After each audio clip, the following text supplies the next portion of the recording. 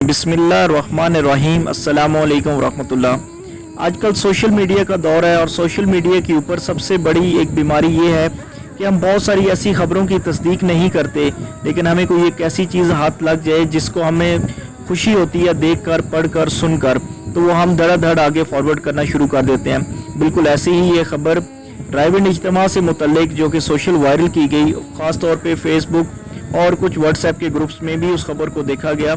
वो ये है कि नवंबर में इस इज्तिमा को शुरू कर दिया गया है और इसकी डेट्स को भी लगा दिया गया और कहा गया है कि इसकी इजाज़त भी गवर्नमेंट की तरफ से मिल गई है। जबकि इस खबर की तस्दीक की गई तो यकीन होगा कि ये खबर झूठी है और किसी ने वैसे ही झूठी वायरल की है। तो आजकल इस किस्म की बहुत सारी अहादीस जिसके नीचे मुस्लिम, बुखारी और इस तरह मुख्तलिफ किताबों के नाम लिख के सोशल वायरल कर दी जाती हैं, जबकि हकीकत में अगर उनको देखा जाए तो वो हदीस नहीं होती।